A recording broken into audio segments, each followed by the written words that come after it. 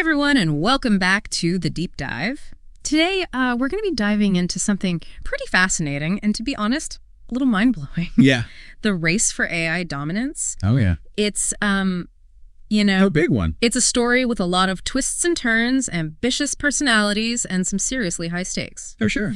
We're going to be drawing all our insights from a single source today. Okay. A YouTube video by Gustavo Entrala, and the video is titled La fascinante historia del Juego de Tronos de la AI, which translates to The Fascinating Story of the Game of Thrones of AI. Catchy title, right? Hey. I mean, this isn't just about ones and zeros. You know? Yeah. This is about the future of pretty much everything. Yeah. Work, society, maybe even humanity itself. Oh, wow. It's really something. And the decisions that are being made by these players, the tech giants, the brilliant minds that we'll be talking about, Yeah. these decisions will have ripple effects that I think we can only begin to imagine. Okay, so let's rewind back to the beginning. Okay. Before we get too lost in the future, Sounds good. our video points to 2010 as a key year. Okay. That's when Demis Hassabis and Mustafa Suleyman founded DeepMind, Right. driven by this belief that something called artificial general intelligence, or AGI, was within reach. Now, for those who might not know, AGI is kind of like the holy grail of AI research. Oh, wow. Imagine an AI that can just learn and perform any intellectual task that a human can. Oh, wow. You know, from composing a poem to maybe designing a spaceship. Wow. DeepMind believed this was achievable, and their initial approach was surprisingly playful. Playful. They decided to teach machines to master games. Games. I mean, that sounds almost too simple. Right. I mean, think about it. Yeah. Games like Go, or even those classic Atari titles, they provide this structured environment Yeah. with clear rules, clear objectives, and that makes them perfect for training these AI systems. Ah, that makes sense. These games became DeepMind's testing ground, really pushing the boundaries of what AI could achieve. Huh. And you know what? This caught the eye of someone who knows a thing or two about pushing boundaries. Who's that? Elon Musk. Oh, Elon Musk. Never far from a cutting-edge tech venture, it seems. Right. So what drew him to DeepMind? Well, the story goes that Hassabis went and visited Musk at SpaceX headquarters, Okay. and he basically dropped this thought-provoking bombshell. What was that? He said, you know, if humanity ever managed to colonize Mars, Mm-hmm. AI could very well follow us there and, you know, potentially not play nice. Oh, wow. This idea, this potential threat from advanced AI really resonated with Musk. Right. I mean, knowing his vision for a multi-planetary future, I can definitely see how that would get his attention. Right. He's not only focused on reaching Mars, but also on ensuring humanity's survival, Exactly. which is a recurring theme in his ventures like SpaceX and Neuralink. It is, and that's why his early investment in DeepMind is so significant. He was not only betting on the potential of AI, but also acknowledging its potential risks. Right. And that becomes a really big factor later on. Yeah, that's interesting. Speaking of big factors, our source highlights this pivotal clash between Musk and Larry Page, Yeah. Google co-founder, at Musk's birthday party, Oh, wow. which it sounds less like a celebration and more like a philosophical showdown. Yeah, it really was a clash of visions, right? Yeah. They got into this really heated debate about the dangers of AI. Yeah. Page believed that AI would just kind of merge with humans, Okay. leading to different civilizations kind of competing for resources out in the cosmos. Right. But Musk saw this as a potential disaster, Yeah. AI turning against humanity. Yeah. So you have these two contrasting visions for the future. It was this fundamental disagreement that led to Musk co-founding OpenAI. Exactly. Wow. Musk saw OpenAI as kind of a counterbalance to Google's growing power in the AI field. Right. The goal, develop AGI, Uh-huh. but with one crucial difference. What's that? OpenAI wanted to make sure that this benefited all of humanity, Yeah. not just one company's bottom line. Yeah. So it sounds kind of idealistic, right? It does. But as we'll see, even OpenAI would struggle to stay true to its initial mission. It's interesting how this early tension between Musk and Page kind of foreshadows all the rivalries and shifting alliances that would Yeah. come to define this AI landscape. It does. And this brings us to another major turning point. Yep. A paper published in 2017 called Attention is All You Need. Right. And it's described as this huge game changer, like finding a hidden treasure. It was groundbreaking. Absolutely. Okay. This paper introduced the transformer, Okay. a new architecture for training AI models, and it completely revolutionized the field. To understand its impact, though, I think we need to kind of delve a little deeper into how AI works. Sure. Give me AI 101. Okay, so Imagine you're trying to teach a computer how to understand language. Okay. Now, traditional AI models, they struggle to understand the relationships between words. They'd look at each word individually and completely miss all the context, all the nuances of the meaning. Yeah. But the transformer changed all that. Yeah.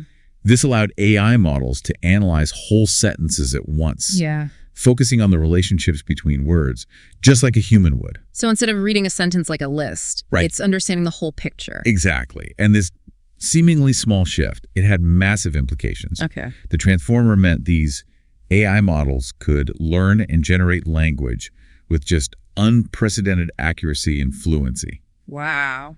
It's the foundation for so many of those impressive language AI tools that we use today, Okay. from chatbots, translation services. So the transformer was the key that just unlocked a whole new level of AI capability. It really was. And I'm guessing OpenAI was paying attention. Well, they were front and center. Okay. They quickly realized the potential of this, and they used it to develop their own language models, starting with GPT-3. Oh, GPT-3. That's right. That sounds familiar. It's like the ancestor of the AI we all know now and love to argue with, ChatGPT. You got it. ChatGPT is basically a refined, more conversational version of GPT-3, Okay. specifically designed to interact with humans in this more natural way. Yeah. Even OpenAI was surprised by how quickly it took off, Yeah. reaching 100 million users in record time. Wow. So it was a clear sign that AI was moving out of these research labs and into the hands of everyday people. Yeah, it really was. It was a big moment. So it's amazing how a single paper, a new way of thinking about language, could spark such a massive shift. It really is. But before ChatGPT came on the scene, Okay. there was this intense competition for AI talent. Yeah. Our source describes it as this bidding war, like companies scouting for the next Michael Jordan of AI. It was a wild time. Yeah. Companies were throwing around huge sums of money to recruit the best researchers Wow. from universities, from labs. Yeah. And the demand was so high that even some established names in the field, like Jeffrey Hinton, Yep. became like sought-after prizes. I remember the story of Hinton's auction, Yeah. where Google secured his expertise for a whopping $44 million. It's unbelievable. It's like they were buying the winning lottery ticket to the future. It shows you how valuable this expertise had become, right? Yeah. These Yeah. companies knew that the future of their business, Yeah. their very survival in the tech world, was tied to mastering AI. Wow. And while this was all going on, another tech giant was kind of quietly observing, Really? waiting for the right moment to make their move. I'm sensing a dramatic entrance coming up. Oh, yeah. Tell me about this patient player. This was Microsoft under Satya Nadella. Okay. They weren't as loud as some of the others. They were very strategic, Right. watching, learning, biding their time, just waiting for the right opportunity. Okay, I'm hooked. We'll dive into Microsoft's strategic play when we come back for part 2 of this AI deep dive. Welcome back to the Deep Dive. Before the break, we were talking about this fierce competition for AI talent, with Google spending big to grab the top researchers, and Microsoft kind of hanging back, watching it all unfold. But what were they waiting for? Yeah, it did seem like everyone was making these big splashy moves and Microsoft was just sort of watching from the sidelines. What was their strategy? Well, you see, unlike some of their competitors who were, I guess, rushing to release products, Yeah. Microsoft took this more, calculated approach. Okay. They were investing in research and development, building up their own internal AI expertise, really just waiting for the right opportunity to, I guess, play their hand. Okay, so when did that opportunity come? Well, that opportunity came with the arrival of GPT-4. GPT-4, the successor to GPT-3, the one that powers ChatGPT. That's the one.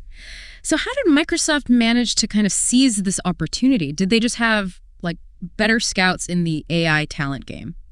It wasn't about scouting talent this time. It was about recognizing the potential of a technology that maybe others had underestimated. Okay. Satya Nadella, the CEO of Microsoft, Yeah. he had this eureka moment when he saw GPT-4 in action. Oh, really? What really impressed him were its translation capabilities. Translation, okay. It could translate, say, a poem Okay. from Persian to Urdu. Wow. And it did this with such accuracy and nuance, capturing not only just the literal meaning, but, the emotional depth, Wow. the artistic beauty of the original text. Okay, hold on. So you're telling me there's a machine out there Yeah. that can translate poetry and somehow get the feeling right, not just the word. Yeah. I mean, it was a revelation for Nadella. Wow. He realized that this GPT-4 wasn't just like a cool language tool. Right. This was something that could completely transform the entire tech industry. Wow. How we communicate, how we create, how we access and process information. Okay. And he saw this as a chance for Microsoft to kind of leapfrog the competition. So what did they do? Did they try to buy OpenAI? No, they didn't need to. Okay. They saw the value in a strategic partnership. Okay. So they invested heavily in OpenAI, gave them all the resources they needed to keep developing these amazing models. Okay. And in return, Microsoft got access to this cutting-edge technology, allowing them to integrate it into their own products. It's like they were betting on the winning horse, but instead of just placing a bet, Right. they became part owners of the stable. Exactly. So how did they use this partnership, to their advantage? Well, they decided to challenge Google's dominance Okay. in an area where they seemed untouchable. Where's that? Search. Sure. Oh, wow. They used GPT-4 to power Bing AI, which was their answer to Google search. So they basically came out and said, hey, Google, we can do that too, and maybe even better. Pretty much. Wow, that's a pretty bold move, taking on Google on their home turf. It was, and Okay. it caught Google off guard. Yeah. While Google had been focused on this long-term AI research Uh-huh. and maybe being a bit too cautious about releasing products to the public. Yeah. OpenAI and Microsoft were moving fast Right. and kind of breaking things. Wow. That's the Silicon Valley way, right? It is. Move fast and break things. Yeah. So that brings us to Google's, I guess, less graceful entry into the world of publicly available AI. Yes. Our source kind of highlights this launch of Bard, which was Google's answer to ChatGPT, as a series of, I guess you could say, missteps. It was a tough period for Google. Yeah. They announced Bard maybe a little too early, created all this hype they couldn't quite live up to. Right. And then during a live demo, Oh. Bard gave an incorrect answer, Oh, no. which showed that even their technology wasn't quite ready. Wow.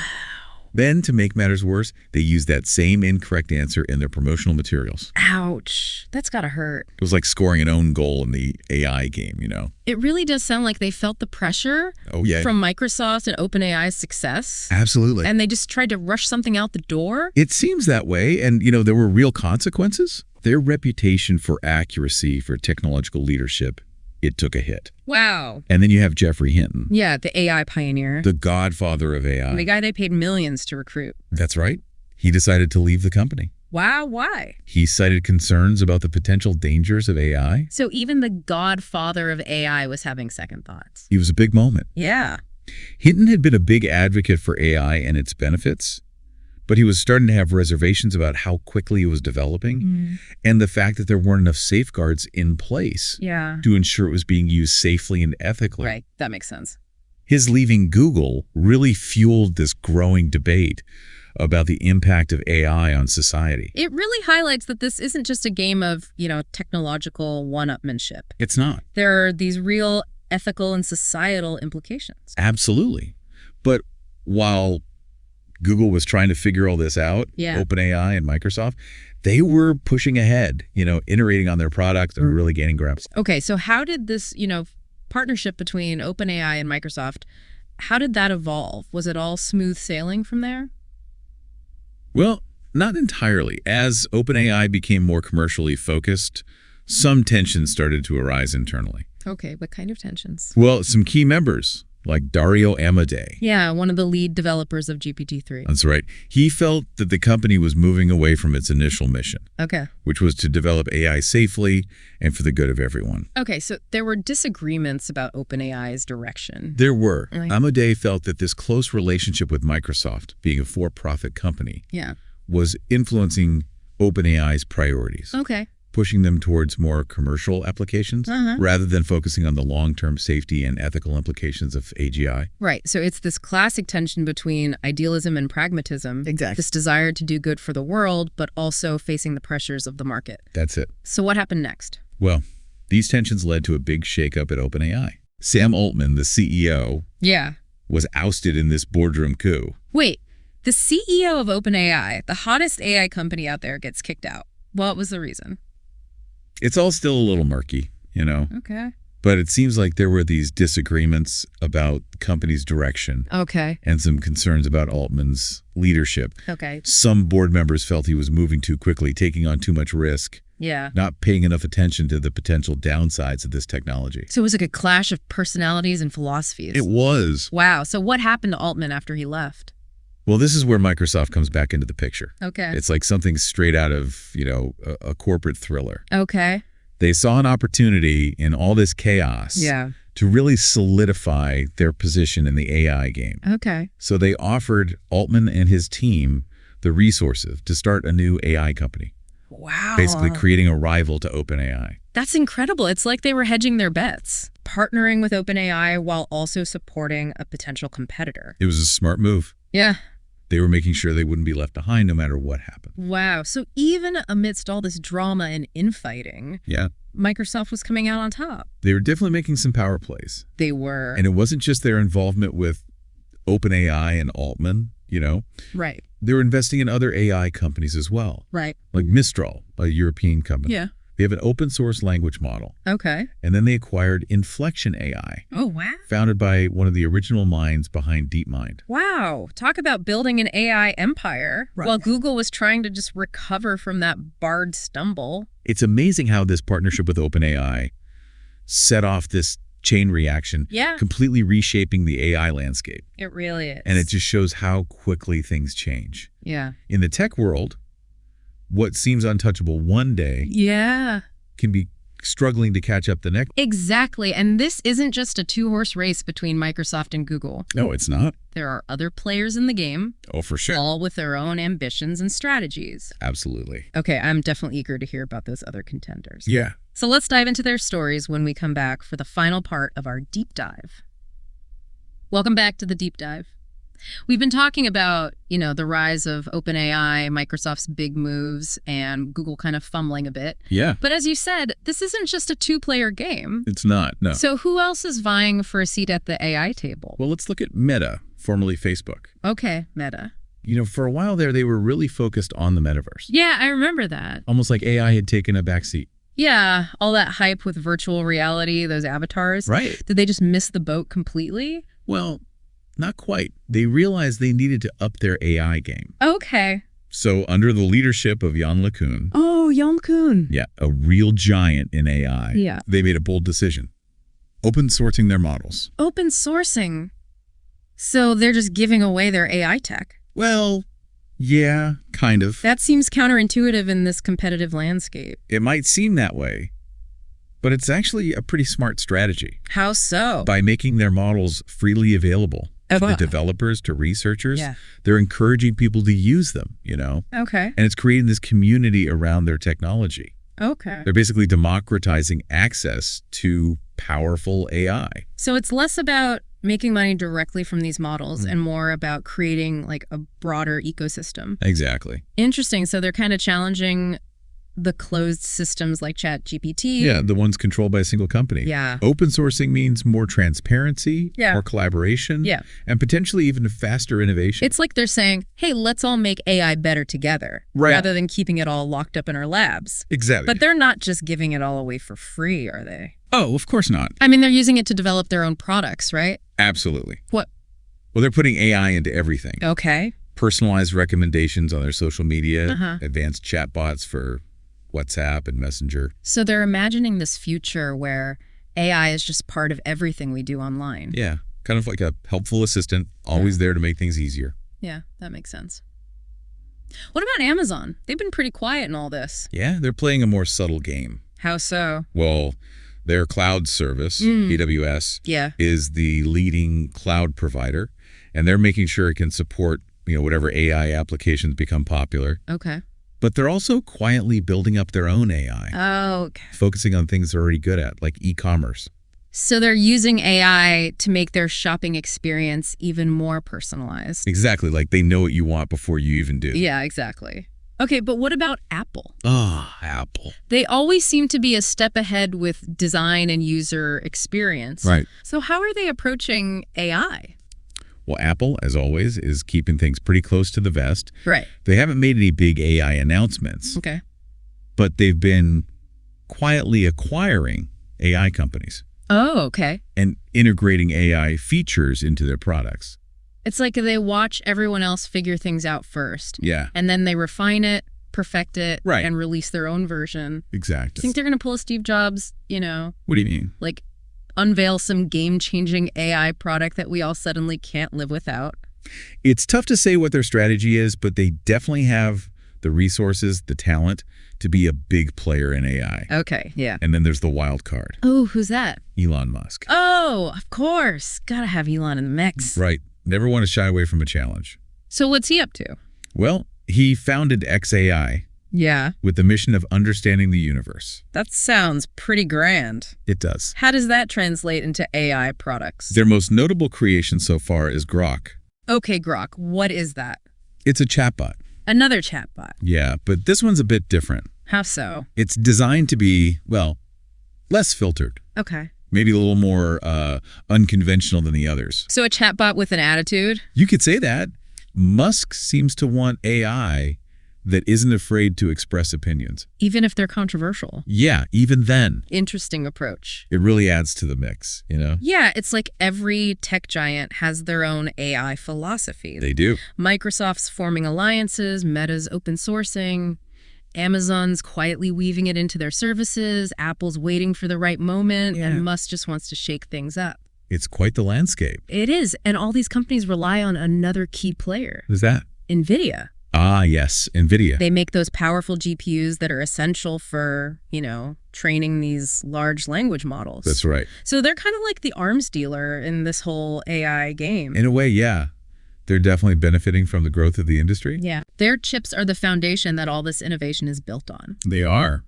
So as we wrap up this deep dive, what do you think the future holds for this AI race? Honestly, it's really impossible to say for sure. Things are moving so fast, there are new breakthroughs all the time. So it's not just about who's winning now, it's about who can adapt the fastest. Exactly. And it's not just about the tech, Right. It's about ideas, it's about ethics, it's about the impact on society. Yeah. The companies that succeed are the ones that can not only develop cutting-edge AI, Yeah. but also use it responsibly, ethically, in a way that benefits everyone. It's definitely both exciting and a little bit daunting to think about. It is, but it's also an opportunity for us to think critically about the role we want AI to play in our lives, and to shape the future of this powerful technology. That's a great point. Well, thanks for joining me on this deep dive into the world of AI. It was my pleasure. It's a fascinating and ever-evolving story. It really is. And we'll be sure to keep you updated as things unfold. Looking forward to it. Thanks again, and thanks to all of you for listening to the Deep Dive.